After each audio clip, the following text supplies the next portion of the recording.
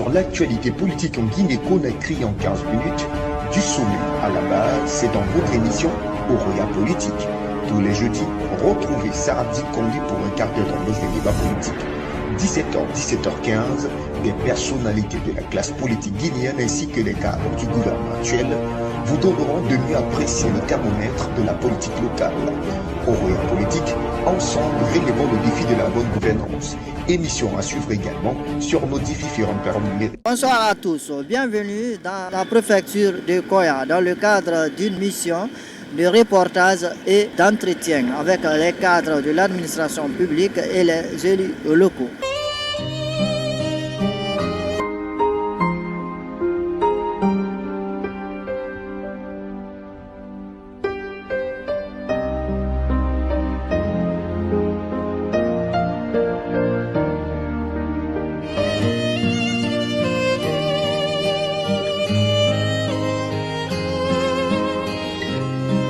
Bienvenue dans votre émission Oroya Politique. Vous le savez, l'émission Oroya Politique est une émission qui vous parvient tous les jeudis, samedis et lundis quand il est 17h sur l'ensemble de nos plateformes digitales.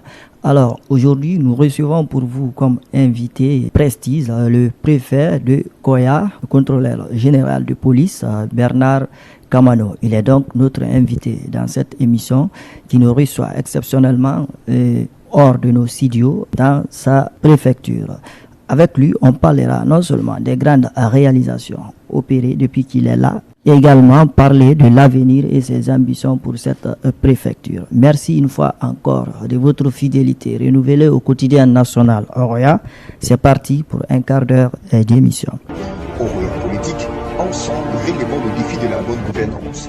Émission à suivre également sur nos différentes plateformes numériques. Bonsoir, monsieur le préfet. Oui, bonsoir, monsieur. Merci de nous avoir reçus chez vous. Merci. Alors, monsieur le préfet, sans plus tarder, faites-nous une brève présentation de la préfecture de Koya. Ok, merci, monsieur. La préfecture de Koya est l'une des 5 préfectures de la région administrative de Kindia. Elle fait, disons, limite avec Kindia, Forekaria, Dubreka et Conakry par Bonkifon. C'est la porte d'entrée de Conakry. La préfecture de Koya a une superficie de 3215 km² selon le recensement du RPGH 3 et une population estimée à 369 844 habitants, dont 190 146 femmes. C'est une préfecture qui comprend, en plus de la commune urbaine, 2 sous-préfectures. Vous avez la sous-préfecture de Bonkifon et la sous-préfecture d'Okouria. Koya, comme vous le savez, s'étendait avant jusqu'au carrefour de la cimenterie.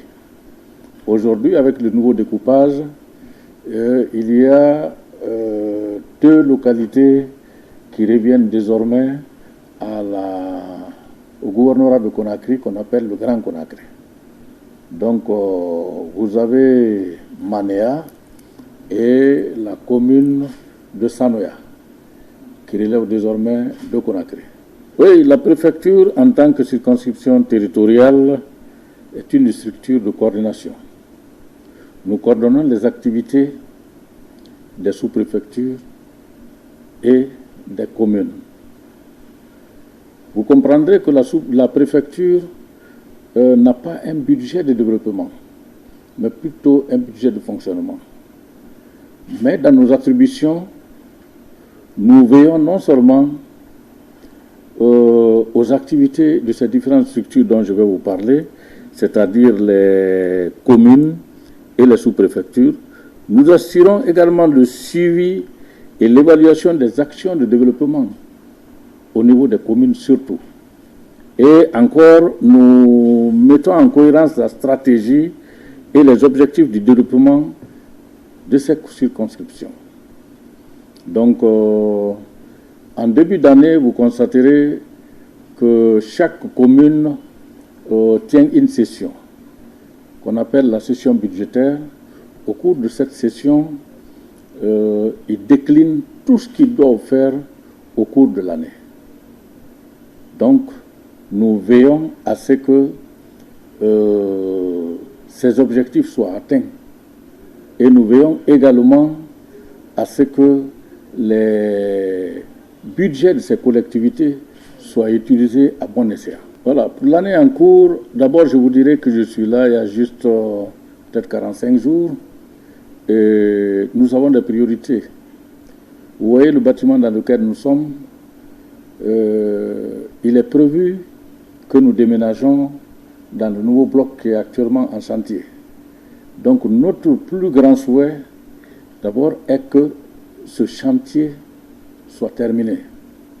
Aujourd'hui, l'entreprise a évolué jusqu'à un certain pourcentage et je pense bien que dans les jours à venir, ils vont reprendre le travail et nous avons déjà l'appui du département pour que les travaux soient relancés. Donc c'est un de nos objectifs. Ensuite, il y a aussi autre chose. Quand vous venez à la résidence, nous avons des cases là-bas que nous voulons également rénover. Et il faut également citer la construction de la cité des cadres. Cette cité, il y a quelques mois, il y a eu une démolition. Et la démolition au profit de la construction des bâtiments à niveau. Donc ce projet, nous tenons à cœur et nous estimons que l'autorité en fait une priorité. Et nous avons également le problème d'adduction d'eau. Parce que Koya, aujourd'hui, nous ne dirons pas que nous n'avons pas d'eau, mais nous voulons avoir de l'eau au moins 24 heures sur 24 heures. Aujourd'hui, l'eau vient à la pompe, parfois la journée ou la nuit. Donc c'est aussi une de nos préoccupations, avoir régulièrement de l'eau à la pompe. Il y a également la gare routière. Koya n'a pas de gare routière digne de nom. Si vous partez sur la route de Conakry, vous verrez que les véhicules sont stationnés en bordure de route, presque vers le marché. Il y a un site qui est réservé pour la construction de la gare routière. Les dispositions sont prises par l'État et nous allons pousser les pions pour que vraiment ce projet voit le jour. L'hôpital préfectoral de Koya, c'est un hôpital qui ne répond plus aux normes. Pourquoi? La population a tellement grandi que cet hôpital ne peut plus recevoir tous les patients. À longueur de journée, les gens sont référés dans les hôpitaux comme Donka, Ignace-Dine, Matoto et Sino-Guinéenne.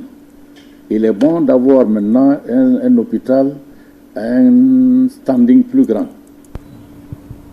L'espace qui est là est très petit, même si on veut l'agrandir, mais il faut peut-être trouver un autre site. On ne va pas déplacer tous les services, certains services vont rester là et construire ailleurs où d'autres spécialités vont déménager. Donc voilà des objectifs que nous avons pour Koya. En termes d'infrastructure, je crois, Koya peut se frotter les mains pour le moment. Bon, pour le moment, oui, parce que nous avons... C'est vrai, il nous manque des infrastructures, mais le peu qui est là, je pense que pour le moment, ça va. Mais beaucoup de projets sont en cours. Bien. Aimable téléspectateurs, vous êtes dans votre émission Roya Politique.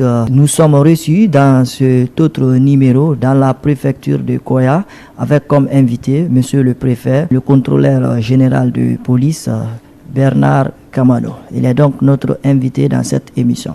On se retrouve donc juste après cette courte transition pour la suite de cette émission.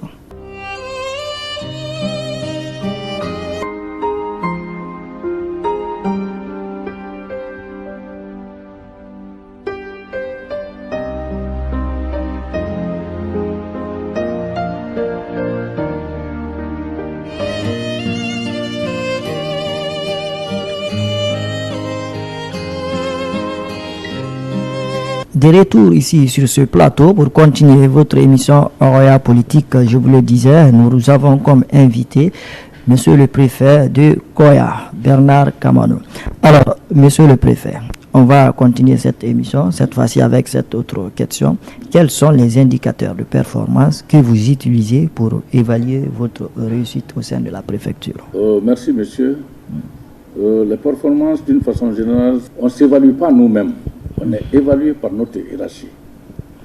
Et nous sommes évalués sur le plan gouvernance locale et sur le plan institutionnel. Sur le plan gouvernance locale, par exemple, nous sommes évalués par rapport à tout ce que nous faisons dans nos communautés. Les déplacements que nous faisons régulièrement pour résoudre les problèmes que nos communautés rencontrent, ça peut être des sensibilisations, ça peut être la résolution de certains conflits. Parce que être à ce niveau de responsabilité, vous êtes tenu d'être fréquent dans toutes les communautés et d'avoir l'oreille tendue. Parce que toutes les fois qu'il y a un problème dans une localité, vous êtes tenu de vous rendre et de trouver solution ou d'envoyer une équipe qui peut trouver satisfaction aux préoccupations des communautés. En plus, sur le plan institutionnel, nous sommes évalués à travers tout ce que nous produisons comme documents. Nous avons par exemple des réunions hebdomadaires que nous avons instaurées depuis notre arrivée, parce que quand je suis arrivé, les réunions se tenaient, c'est vrai, mais il n'y avait pas de réunion hebdomadaire qui regroupait tous les chefs de service et pour pouvoir discuter de toutes les activités qu'ils ont effectuées au cours de la semaine. Donc, chaque semaine, nous remontons au moins un rapport concernant nos réunions hebdomadaires. Les sous-préfets également, nous avons institué chaque premier mercredi du mois qu'il y ait une réunion qui regroupe le cabinet du préfet, les sous-préfets et les présidents de délégation. Nous avons tenu notre première réunion la semaine passée et le mois à venir également, le premier mercredi, nous allons avoir également une réunion. En plus de ça, sur le plan institutionnel, nous avons des bulletins que nous produisons tous les jours. Donc nous sommes évalués parce que vous ne pouvez pas être à ce niveau de responsabilité et ne pas informer l'hiérarchie sur ce qui se passe dans vos localités. Donc tous les jours, nous produisons des bulletins hebdomadaires et c'est à travers ça que nous pouvons être évalués par la hiérarchie. Monsieur le préfet, nous tendons vers la fin de cette émission, mais il nous reste encore quelques questions à vous poser. Dites-nous, quels sont les résultats les plus significatifs obtenus par la préfecture tout récemment? À mon arrivée, le premier constat, au carrefour qu'on appelle Madegema, j'ai trouvé que le carrefour était occupé par des engins lourds. La partie aménagée pour l'espace vert était occupée par des bulldozers, des pelles et même des camions citernes venaient garer là. Pour les usagers qui quittaient Conakry pour entrer dans le quartier, la visibilité n'était pas bonne. Donc, dès la première semaine, j'ai pris la décision en invitant la police routière et le président de la délégation spéciale pour leur dire que je ne veux pas voir ce carrefour encombré. Quand vous venez aujourd'hui là, c'est complètement nettoyé. On a même mis des plaques là-bas pour dire que c'est interdit de stationner désormais à cet endroit. En plus, par rapport au déguerpissement qui vient de commencer, après l'investiture de son Excellence, Monsieur le Président de la République, alors, qu'est-ce que nous avons fait à Koya? J'ai tenu une réunion avec la commune, le syndicat des transporteurs, l'administration du marché et la chambre de commerce pour inviter tous ceux qui occupent les emprises à quitter d'eux-mêmes, ne pas attendre qu'on vienne les dégager. Mais j'avoue que c'est tombé dans de bonnes oreilles. Le délai que nous avons donné, avant ce délai, les gens ont quitté. Nous sommes passés pour voir l'état des lieux. Aujourd'hui, ce qui nous préoccupe, c'est l'aménagement de ces lieux. Et j'ai donné des instructions à la commune de faire en sorte que ces lieux soient aménagés pour éviter le retour des personnes sur les lieux. certains endroits comme le carrefour de Sambaya, nous avons constaté que les conducteurs de véhicules, les taxis, venaient stationner sur les trottoirs où nous avons dégagé des commerçants. Là également, j'ai donné des instructions pour demander à la police routière d'éviter que les gens stationnent à ce niveau. Donc, en plus de ça, nous sommes aussi en train de nous investir pour la salubrité de la ville. Et une réunion a été tenue avec les chefs de quartier et la délégation spéciale de la commune urbaine pour demander que chaque samedi, au lieu d'attendre le premier samedi du mois, que les gens s'investissent pour nettoyer les différents quartiers. Et nous sommes en train de veiller là-dessus. Même tout à l'heure, avant votre arrivée, j'étais en entretien avec le président de la délégation spéciale, tous les chefs de quartier et les chefs secteurs par rapport à ces questions. Alors, monsieur le préfet, la toute dernière question. Cette fois-ci, on va parler de la sécurité.